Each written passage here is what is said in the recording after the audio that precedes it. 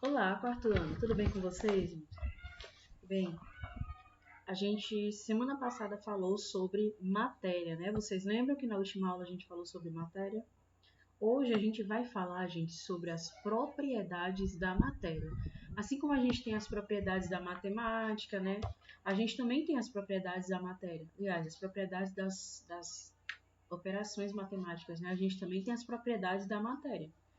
A matéria é definida por suas propriedades, né?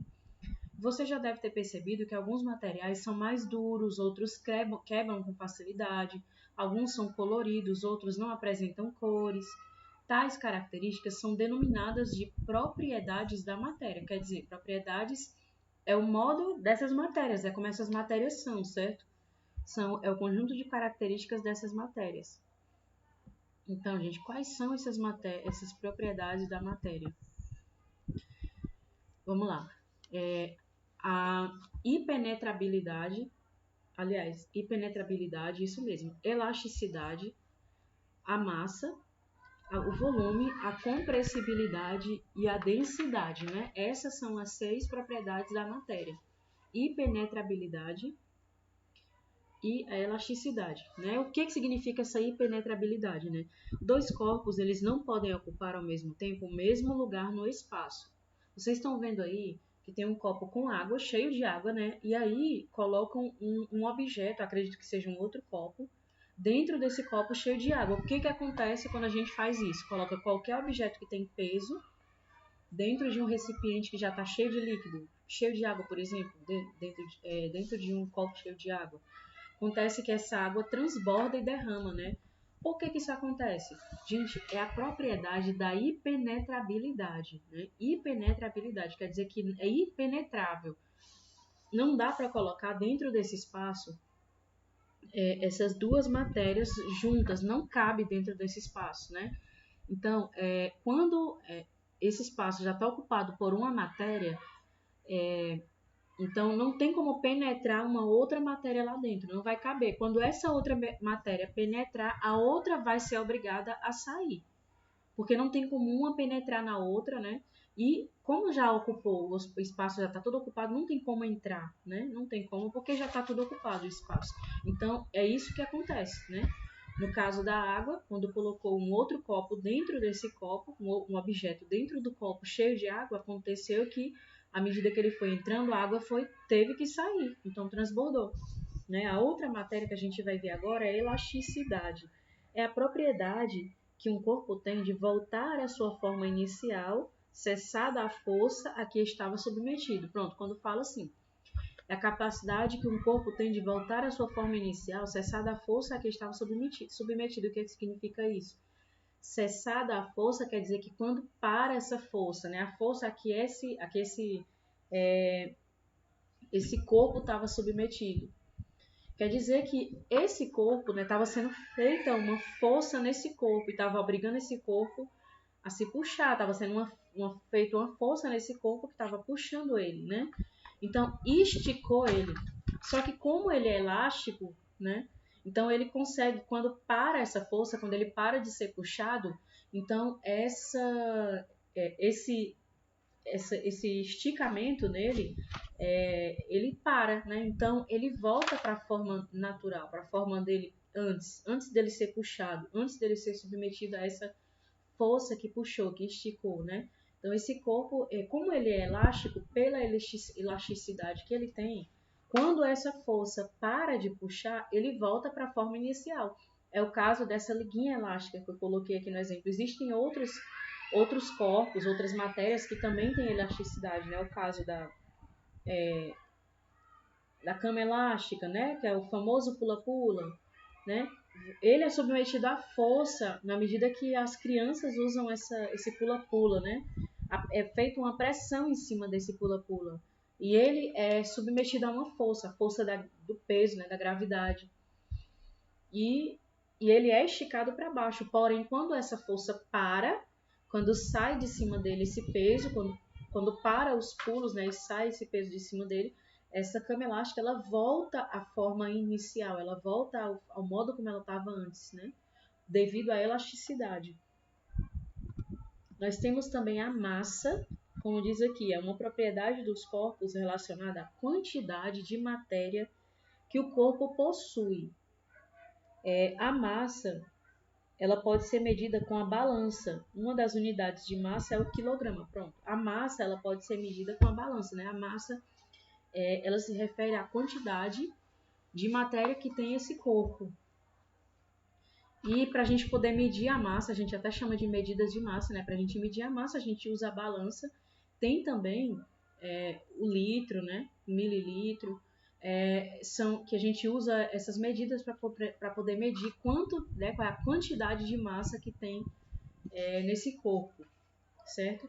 Nós temos também o volume é um pouco parecido com a massa, mas ele é diferente. É a propriedade que a matéria tem de ocupar um lugar no espaço, ou seja, indica o espaço ocupado por uma determinada quantidade de matéria. Olha, pronto. Quando uma bola normal, uma bola de brincar, ou um balão, por exemplo, né? O balão, quando ele está naquele formatinho dele, né, todo cheio, ele adquire um volume, né? E esse volume que o balão adquire é devido à quantidade de ar que está ocupando o espaço dentro desse balão, certo? Né? O volume de ar, né? Essa quantidade de ar, o volume de ar, que determina o tamanho do balão, ou até mesmo se esse balão vai suportar, né? Dependendo do volume de ar que for colocado dentro desse balão, a gente vai ver se esse balão vai suportar ou não. Existe um limite, né? Vocês estão vendo aí na tela um recipiente com um líquido dentro. Talvez seja água. Bem, esse recipiente ele não está completamente cheio, né? Então ele não está ocupando toda a capacidade de volume que tem nesse recipiente. Mas esse é o volume que ele está ocupando, né, até agora. Nós temos também a compressibilidade, que é uma propriedade de matéria que consiste em ter o volume reduzido quando submetido a uma determinada pressão. Pronto. Tem um líquido dentro da seringa, né? E aí você faz uma pressão você faz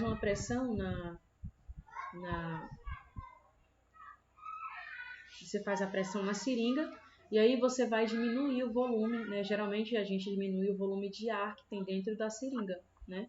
Além do líquidozinho, ele também entra ar. E quando a gente aperta essa seringa, vai diminuir a quantidade de ar, certo? É a pressão que a gente faz quando a gente aperta.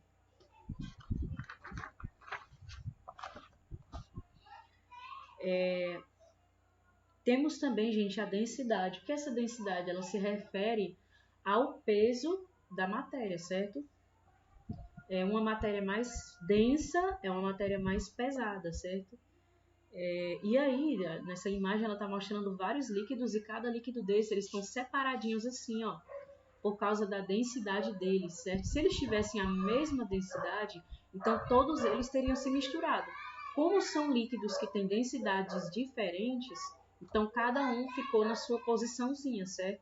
Eles mesmos se organizam dentro do recipiente de acordo com a densidade, né? É uma propriedade que determina a quantidade de matéria que está presente em uma unidade de volume, certo? Cada material tem uma densidade diferente. Conhecendo a densidade dos materiais, podemos saber se ele flutua ou não em um líquido. Pronto, um material mais denso, né, um corpo, né, mais denso, que tem uma quantidade mais forte de matéria, ele vai ser mais pesado, né, digamos assim, e ele vai flutuar ou afundar, né? Geralmente as coisas que são mais pesadas, né, os materiais mais pesados, eles tendem a afundar. Então, gente, continuando. A atividade de vocês, é importante que vocês leiam o restante do conteúdo, certo? Deem uma lida no livro de vocês, para que vocês possam ver esse conteúdo com mais detalhes, tá bom? Espero que você possa ter feito um bom proveito, né, dessa aula. Né? Aí tá aí as páginas para leitura, para que você possa fazer uma leitura mais apurada, um estudo mais detalhado, mais calmo, mais tranquilo, né? com mais silêncio, né?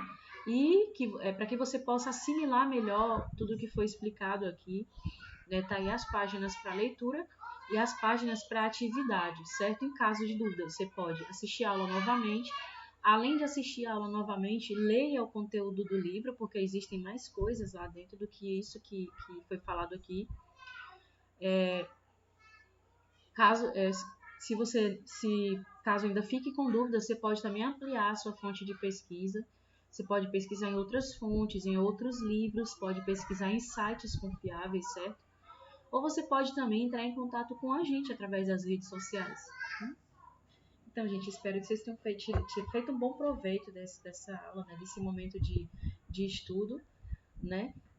Desejo para vocês um bom desempenho, uma ótima aprendizagem. Tchau!